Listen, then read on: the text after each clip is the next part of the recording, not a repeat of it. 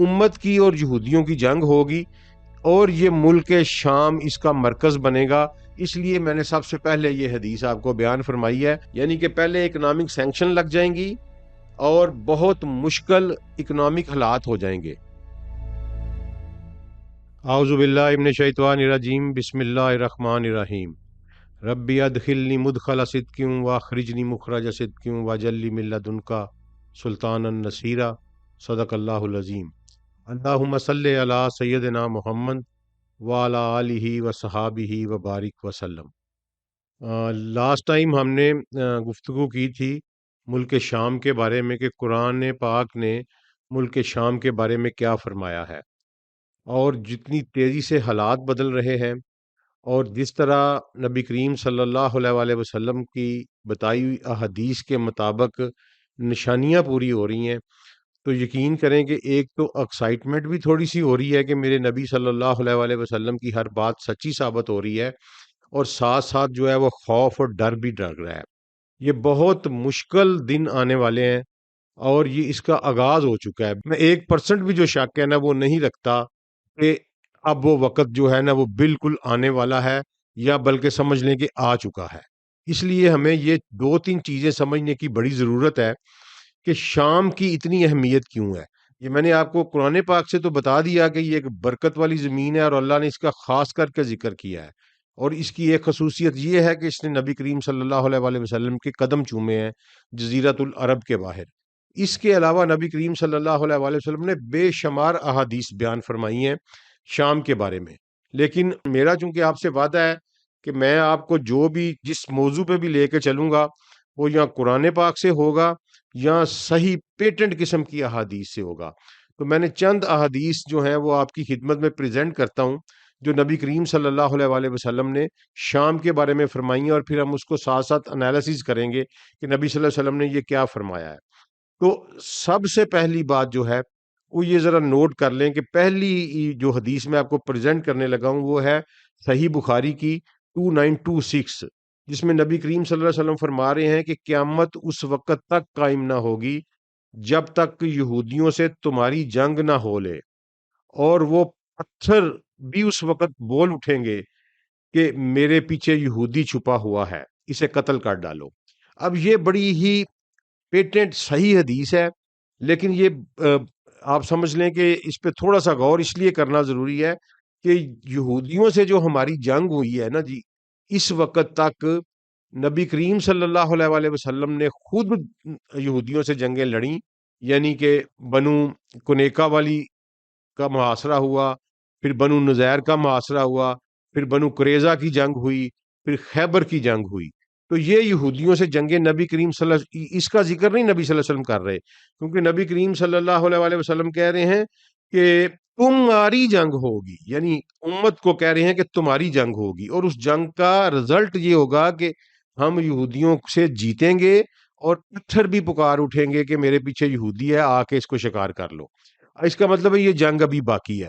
اس نبی کریم صلی اللہ علیہ وسلم کے دور کے بعد ہماری یہودیوں سے کوئی جنگ نہیں ہوئی تا وقتیہ کہ جب اسرائیل قائم ہوا تو 1948 میں، پھر 1967 میں، پھر 1971 میں، یہ 3 عرب اسرائیل جنگیں ہم جن کو کہتے ہیں، اور اس میں بھی میں سمجھتا ہوں کہ جو آخری جنگ تھی اور اس میں جمال عبد الناصر نے جو نعرہ لگایا تھا، یہ عرب اسرائیل وار تھی، یہ مسلم یہودی وار نہیں تھی۔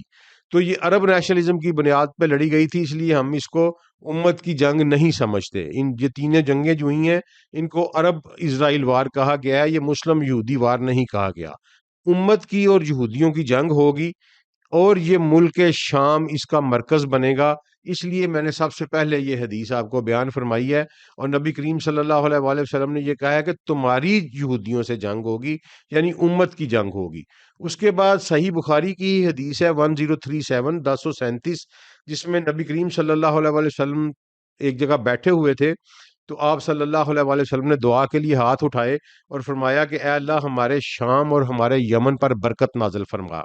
اب برکت کا میں آپ کو بڑی ڈیٹیل میں سمجھا چکا ہوں، تو نبی صلی اللہ علیہ وسلم نے دعا فرمائی کہ ہمارے شام اور ہمارے یمن پر برکت نازل فرما۔ اس پر جو لوگ بیٹھے ہوئے تھے انہوں نے کہا کہ یا رسول اللہ ہمارے نجات کے لیے بھی برکت کی دعا کیجئے. تو یہ 3 دفعہ ایسا ہوا، لیکن نبی کریم صلی اللہ علیہ وآلہ وسلم نے تینوں دفعہ شام اور یمن کے لیے برکت کی دعا مانگی، اور آخر میں نجد کے بارے میں یہ کہا کہ وہاں سے شیطان کا زمانہ طلوع ہوگا اور وہاں زلزلے آئیں گے. انہوں نے جتنے بھی ہمارے اردو ٹرانسلیٹرز ہیں، انہوں نے ڈیلیبریٹلی فرقہ پرستی کی وجہ سے، جس پہ ہم کبھی پھر گفتگو کریں گے، انہوں نے یہاں کرن کا ترجمہ سین کیا ہوا ہے، حتیٰ کہ قرآن پاک میں 20 دفعہ لفظ کرن یوز ہوا اور زمانے کے لیے ہوا، اور نبی کریم صلی اللہ علیہ وآلہ وسلم نے خود اپنے زمانے کے لیے جب یوز کیا تو کرنی لفظ یوز کیا کہ میرا زمانہ، کرن کا لفظ استعمال کیا. تو یہاں بھی نبی کریم صلی اللہ علیہ وآلہ وسلم نے یہی فرمایا کہ وَبِهَا يَطْلُو قَرْنُ الشَّيْطَانِ، وہاں سے شیطان کا زمانہ طلوع ہوگا. تو اس پہ ہم پھر تفصیلی گفتگو کریں گے کہ یہ نجد اور شیطان کا زمانہ کیا چیز ہے. لیکن ابھی سر دست صاحب اس حدیث کا پہلا ٹکڑا جو ہے کہ نبی کریم صلی اللہ علیہ وسلم نے دعا فرمائی کہ اللہ ہمارے شام میں برکت نازل فرما، ہمارے یمن میں برکت نازل فرما. اب دیکھیں نبی کریم صلی اللہ علیہ وسلم جس سرزمین کے لیے برکت مانگ رہے ہیں، اس کا مطلب ہے کہ وہاں کچھ ہونے والا ہے اور وہ بڑی امپورٹنٹ ہے. اس کے بعد نبی کریم صلی اللہ علیہ وآلہ وسلم کی ایک حدیث ہے سنن ترمذی میں، یہ بھی صحیح حدیث ہے، 2192 اس کا نمبر ہے. رسول اللہ صلی اللہ علیہ وآلہ وسلم نے فرمایا کہ جب ملک شام والوں میں خرابی پیدا ہو جائے گی تو تم میں کوئی اچھائی باقی نہیں رہے گی. میری امت کے ایک گروہ کو ہمیشہ اللہ کی مدد حاصل رہے گی، اور جو کوئی بھی ان کی مخالفت کرے گا یا ان کی مدد نہ کرے گا وہ قیامت تک ان کا کچھ بگاڑ نہیں سکے گا. اس میں نبی کریم صلی اللہ علیہ وآلہ وسلم نے واضح طور پر فرمایا ہے کہ شام میں لا اینڈ آرڈر کی سچویشن خراب ہو جائے گی اور شام میں خانہ جنگی کا سماں ہوگا. لیکن جب یہ خانہ جنگی کا سماں ہوگا، جب شام میں حالات خراب ہوں گے، تو میری امت میں تو کوئی بلائی، کوئی خیر باقی نہیں رہے گی. یہ بڑی ہی ڈینجرس حدیث ہے، اور یہ دیکھیں کہ نبی کریم صلی اللہ علیہ وآلہ وسلم کا کہا ہوا ایک ایک لفظ پورا ہو رہا ہے. آج شام میں حالات خراب ہو چکے ہیں، شام میں خانہ جنگی شروع ہے، اس وقت شام کے ٹکڑے کیے جا چکے ہیں. اور اگر اس حوالے سے نبی کریم صلی اللہ علیہ وسلم کی حدیث دیکھیں تو پھر ہماری امت کے اوپر ایک بہت مشکل وقت ہے. اللہ ہمیں اپنی پناہ میں رکھے. نبی کریم صلی اللہ علیہ وآلہ وسلم اسی لیے یہ بتا کے گئے ہیں کہ جب شام میں خرابی پیدا ہو تو تم میں خیر باقی نہیں رہے گی، لہذا تم نے بڑی احتیاط کرنی ہے جو کچھ بھی کرنا ہے. لیکن ہم اس پہ سمجھ نہیں رہے، امت اس پہ متحد نہیں ہو رہی، تو اسی وجہ سے ہم جو ہیں خطرہ محسوس کر رہے ہیں. اگلی حدیث ہے، یہ بھی سنن ترمذی کی ہے، جس میں نبی کریم صلی اللہ علیہ وآلہ وسلم نے فرمایا کہ ایمان یمن کی طرف سے نکلا ہے اور کفر مشرق کی طرف سے نکلا ہے، عرب کے مشرق کی طرف سے. سکون و اطمینان والی زندگی بکری والوں کی ہے، اور فخر اور ریاکاری کی زندگی گھوڑے والوں اور اونٹ والوں کی ہے. جب مسیح دجال احد کے پیچھے آئے گا تو فرشتے اس کا رخ شام کی طرف پھیر دیں گے. یہ بھی بڑی امپورٹنٹ حدیث ہے، جس میں نبی کریم صلی اللہ علیہ وآلہ وسلم اس کے آخری ٹکڑے میں یہ فرما رہے ہیں کہ ایک وقت آئے گا کہ دجال احد کے پہاڑ کے پیچھے اترے گا. دجال پہ جب ہم بات کریں گے تو میں آپ کو بتاؤں گا کہ احد کے پہاڑ کے پیچھے کیسے اترے گا. لیکن یہاں نبی صلی اللہ علیہ وسلم نے فرمایا کہ جب دجال احد کے پہاڑ کے پیچھے اترے گا یا آئے گا تو وہاں سے وہ مدینے میں داخل نہیں ہو سکے گا، فرشتے اس کا رخ شام کی طرف پھیر دیں گے. اگین یعنی سینٹر آف گریوٹی جو ہے وہ پھر شام کی سرزمین جو ہے وہ بن رہی ہے. اس کے بعد نبی کریم صلی اللہ علیہ وآلہ وسلم کی اگلی حدیث، وہ بھی ترمذی سے ہے، اس کا نمبر ہے 3954. زید بن ثابت فرما رہے ہیں کہ ہم رسول اللہ صلی اللہ علیہ وسلم کے پاس بیٹھے تھے اور کاغذ کے اوراق کے اوپر قرآن کو ترتیب دے رہے تھے. کاغذ کے اوراق کے اوپر قرآن کو ترتیب دے رہے تھے تو آپ صلی اللہ علیہ وآلہ وسلم نے فرمایا کہ مبارکباد ہو شام کے لیے. ہم نے عرض کی کہ یا رسول اللہ کس چیز کی مبارکباد؟ تو اللہ کے رسول صلی اللہ علیہ وآلہ وسلم نے فرمایا اس بات کی کہ رحمان کے فرشتے ان کے لیے اپنے بازو بچھاتے ہیں. یہ شام کے رہنے والوں کے لیے نبی کریم صلی اللہ علیہ وسلم کی حدیث ہے، صحیح حدیث ہے. اور یہی حدیث جو ہے وہ سلسلہ الصحیحہ حدیث نمبر 3511 جو کہ ایک ریمارکیبل ورک ہے سلسلۃ الصحیحہ موجودہ دور میں علامہ ناصر الدین البانی کا. تو انہوں نے تمام صحیح حدیث جو ہیں وہ اکٹھی کر دی ہیں. تو اس میں بھی انہوں نے 3511 نمبر پہ یہی حدیث سیدنا زید بن ثابت سے لے کے آئے ہیں، اور مرفوعاً انہوں نے لکھا ہوا ہے، یعنی سیدنا زید بن ثابت نے خود نبی کریم صلی اللہ علیہ وآلہ وسلم کے زبان مبارک سے یہ بات سنی کہ شام کے لیے خوشخبری ہے، رحمان کے فرشتے اس پر اپنے پر پھیلائے ہوئے ہیں. یہ سیم تقریباً اسی طرح کی میننگ کی ہے کہ اللہ تعالیٰ کی رحمت کا سایہ ہے فرشتوں کے پروں کے ذریعے شام کی سرزمین کے اوپر. اگلی جو حدیث ہے نا جی، وہ پھر موجودہ زمانے سے 100% کو ریلیٹ کر گئی ہے. ذرا غور سے سنیے گا اور داد دیجئے گا، درود و سلام پڑھیے گا اپنے رسول صلی اللہ علیہ وآلہ وسلم کے علم کے اوپر اور ان کاوشوں کے اوپر جو انہوں نے اپنی امت کی رہنمائی فرمائی. کہ جابر بن عبداللہ رضی اللہ عنہ کے پاس بیٹھے تھے کچھ لوگ، تو انہوں نے کہا کہ ممکن ہے جلد ہی اہل عراق کے پاس کفیز اور درہم نہ آئیں. کفیز ان کا ایک پیمانہ تھا، کفیز اور درہم نہ آئیں. ہم نے کہا یہ کہاں سے ہوگا؟ انہوں نے کہا عجم کی طرف سے، وہ روک لیں گے. پھر کہا ممکن ہے اہل شام کے پاس مد اور دینار نہ آئیں، یعنی مد بھی ان کا ایک میئرمنٹ کا پیمانہ ہے اور دینار ان کی کرنسی ہے. ہم نے کہا یہ کہاں سے ہوگا؟ انہوں نے کہا روم کی طرف سے، وہ روک لیں گے. پھر تھوڑی دیر خاموش رہے، پھر فرمایا میری امت کے آخر میں ایک خلیفہ ہوگا جو مٹھی بر بر کے مال دے گا، اسے شمار نہیں کرے گا. میں نے ابو نضرہ اور ابو العلا سے کہا کیا آپ کے خیال میں عمر بن عبد العزیز تو نہیں؟ تو دونوں نے کہا کہ نہیں، وہ نہیں. اب یہ ذرا اس حدیث پہ غور کریں کہ نبی کریم صلی اللہ علیہ وسلم کیا فرما رہے ہیں سیدنا جابر بن عبداللہ کے ذریعے. وہ کہہ رہے ہیں کہ شام کے اوپر اور عراق کے اوپر سینکشن لگ جائیں گی، اکنامک سینکشنز لگ جائیں گی، یعنی ان کی تجارت جو ہے وہ روک دی جائے گی. یہ موجودہ دور کی سینکشنز ہیں، کیونکہ فرمایا نہ ان کا کوئی پیمانہ ان کے پاس آئے گا جسے وہ میئرمنٹ کرتے ہیں، اور نہ ہی کرنسی، یعنی ان کی تجارت ٹوٹل بلاک کر دی جائے گی. یہ نبی کریم صلی اللہ علیہ وسلم واضح طور پر اکنامک سینکشن کی بات کر رہے ہیں. اور وہ فرمایا کہ پھر اس کے بعد جو ہے میری امت کا آخری دور، اس میں خوشخبری ہے میری امت کے لیے کہ وہاں ایک حکمران ہوگا جو لوگوں کو خوشحال کر دے گا. یعنی پہلے یہ اس کے دونوں ٹکڑوں میں ایک ربط ہے، یعنی کہ پہلے اکنامک سینکشن لگ جائیں گی اور بہت مشکل اکنامک حالات ہو جائیں گے. عراق پہ تو پہلے ہی سینکشنز لگی ہوئی ہیں، شام پہ بھی اب سینکشن لگ چکی ہیں، اور شام کے تو ویسے ہی ٹکڑے ہو رہے ہیں، تو کوئی بھی تجارت ان کی طرف بیچاروں کی طرف نہیں ہو رہی. تو یہ اب دیکھیں کہ نبی کریم صلی اللہ علیہ وسلم نے یہ فرمایا کہ جب ان پہ یہ مشکل وقت آئے گا، لیکن اس کا رزلٹ بعد میں یہ نکلے گا کہ ان پہ پھر اکنامک خوشحالی ہوگی. ہم انشاءاللہ آہستہ آہستہ سٹیپ وائز وہاں تک پہنچیں گے اللہ کے فضل و کرم سے. اس کے بعد مستدرک الحاکم کی حدیث ہے 8413، جس میں سیدنا عبداللہ بن عمر رضی اللہ تعالیٰ عنہ فرماتے ہیں کہ لوگوں پر ایک ایسا زمانہ بھی آئے گا کہ جو بھی مومن ہوگا وہ شام میں چلا جائے گا، جو بھی مومن ہوگا وہ شام میں چلا جائے گا. تو یہ امام حاکم لکھتے ہیں کہ یہ جو حدیث ہے یہ امام مسلم اور امام بخاری کی شرط پہ صحیح حدیث ہے کہ جو بھی ایک وقت ایسا آئے گا کہ تمام مومن جو ہوں گے وہ شام میں چلے جائیں گے. اب اس کے بعد جو حدیث ہے یہ مجھے اس سے بڑا ڈر لگ رہا ہے، یہ بہت خوفناک قسم کے حالات کا منظر پیش کر رہی ہے اگر ہم اس پر غور کریں تو. یہ سلسلۃ الصحیحہ میں ہے، علامہ ناصر الدین البانی لے کے آئے ہیں، 2665 کے اوپر ہے، 2665 نمبر حدیث ہے.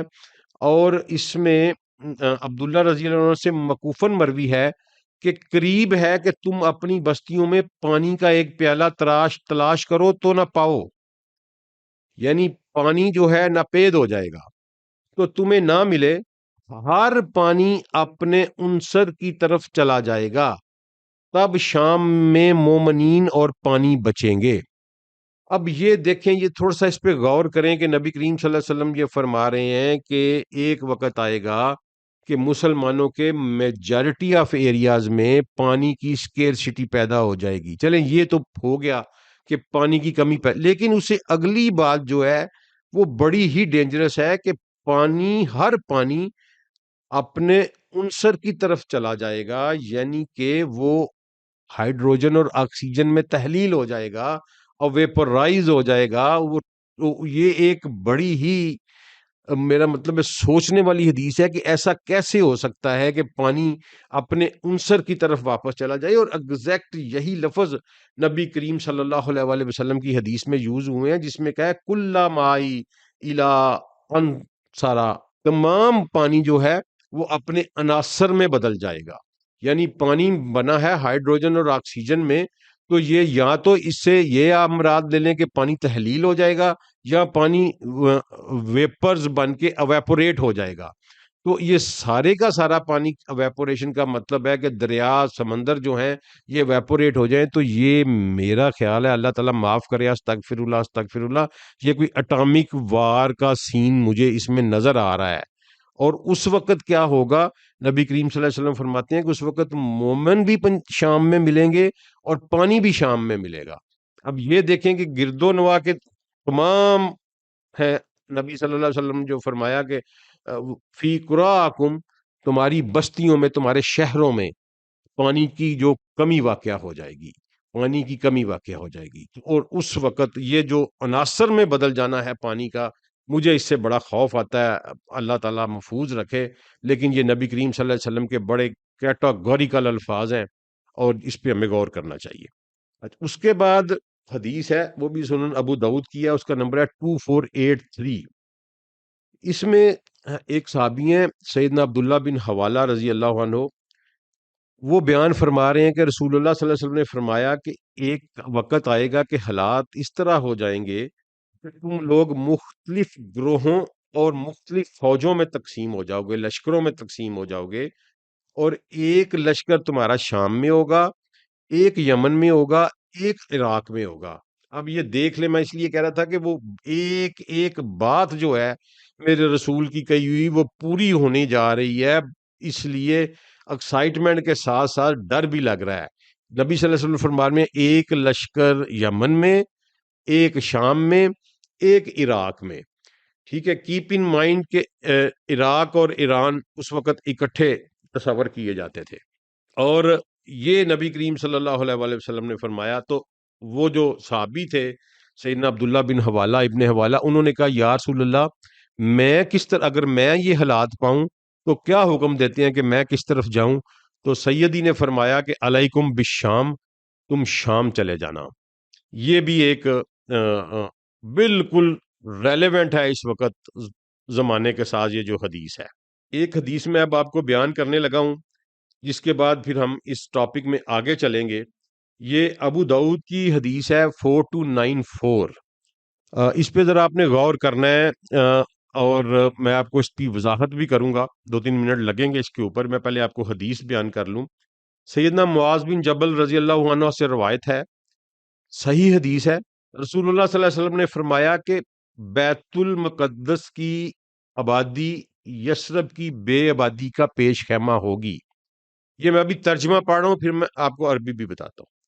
اور یثرب کی بے آبادی کے نتیجے میں جنگ عظیم ہوگی، ملحمہ، جنگ عظیم ہوگی، اور جنگ عظیم کے نتیجے میں قسطنطنیہ فتح ہوگا، اور قسطنطنیہ کی فتح کے بعد دجال کا ظہور ہوگا۔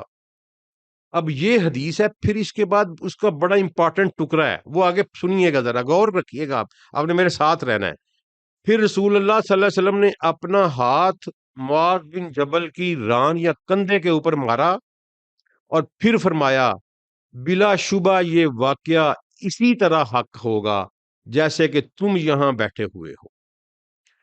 اب یہ عموماً سٹائل نبی کریم صلی اللہ علیہ وآلہ وسلم کا نہیں ہے۔ نبی صلی اللہ علیہ وسلم نے یہ حدیث بیان فرمائی، اور پھر معاذ بن جبل کی ران یا کندھے کے اوپر ہاتھ مار کے کہا کہ گارنٹی دی کہ یہ اسی طرح ہونا ہے جیسے میں نے کہا ہے۔ اب کہا کیا رسول اللہ صلی اللہ علیہ وآلہ وسلم نے؟ اردو ترجمہ یا اردو لینگویج کبھی بھی میرے رسول صلی اللہ علیہ وآلہ وسلم کی بات کو سمو نہیں سکتی۔ میں قربان جاؤں، لاکھوں کروڑوں درود و سلام، میں نے جب اس لفظ کو کھولا جو نبی کریم صلی اللہ علیہ وآلہ وسلم نے فرمایا تھا، تو میں اپنے رسول کی فصاحت اور بلاغت کے اوپر اش اش کر اٹھا۔ نبی صلی اللہ علیہ وسلم نے فرمایا تھا عمران البیت المقدس خراب الیثرب۔ عمران،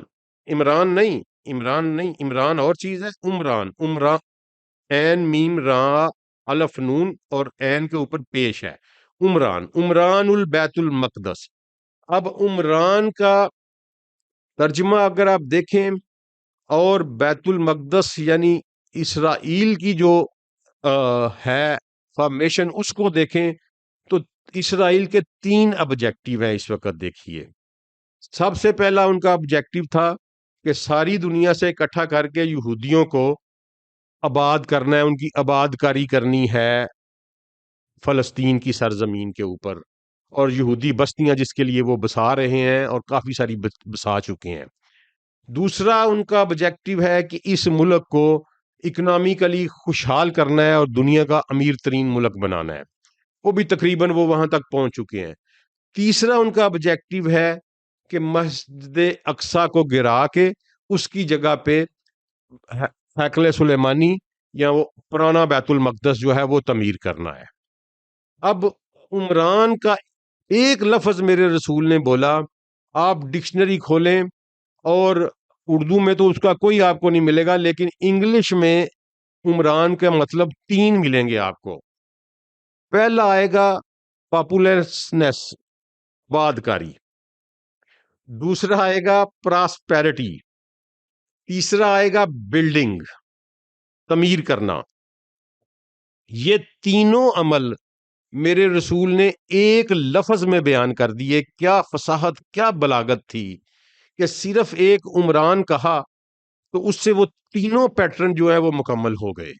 اور اب جائیں کہ نبی صلی اللہ علیہ وسلم کے اس سٹائل کے اوپر کہ سرکار نے ہاتھ مار کے کہا کہ یہ ایسے ہی ہوگا کہ سب سے پہلے عمران البیت المقدس ہوگا، یعنی کیا ہوگا کہ اس کی آباد کاری ہوگی جو تقریباً ہو چکی، اس کی پراسپیرٹی ہوگی جو تقریباً ہو چکی، اور پھر بیت المقدس تعمیر کیا جائے گا، یعنی 3rd ٹیمپل بنایا جائے گا۔ اور جب یہ ہوگا، یہ تینوں کام ہو جائیں گے، عمران کا پروسیس پورا ہو جائے گا، یہ تینوں پروسیس، تو اس کے بعد نبی کریم صلی اللہ علیہ وآلہ وسلم نے فرمایا کہ اس وقت جب یہ تینوں پروسیس پورے ہو جائیں گے تو مدینہ کے حالات جو ہیں وہ خراب ہو جائیں گے، یعنی مدینہ اپنی اہمیت کھو بیٹھے گا دنیا میں۔ اور اس کے نتیجے میں کیا ہوگا؟ اس کے نتیجے میں جنگ عظیم شروع ہو جائے گی، اور اس جنگ عظیم کا جو رزلٹ ہوگا اس کے نتیجے میں ہم قسطنطنیہ فتح کریں گے۔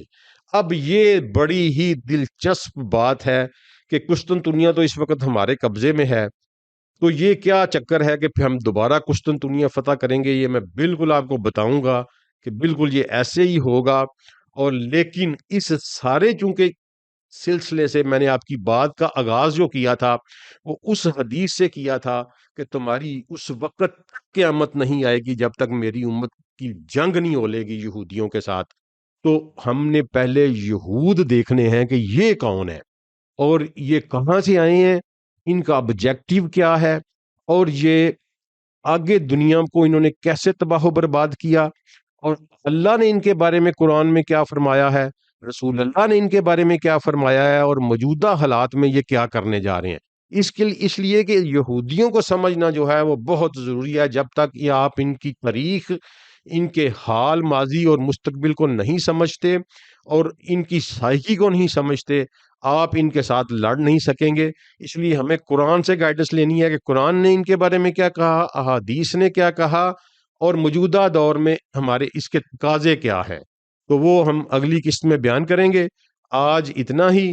میں نے آپ کو قرآن میں شام کیا ہے، احادیث میں شام کیا ہے، اور اس کے آگے یہودی کیا کرنے والے ہیں، اور نبی کریم صلی اللہ علیہ وآلہ وسلم نے بیت المقدس کے بارے میں کیا فرمایا، یہ میں نے آپ کو بیان کر دیا ہے۔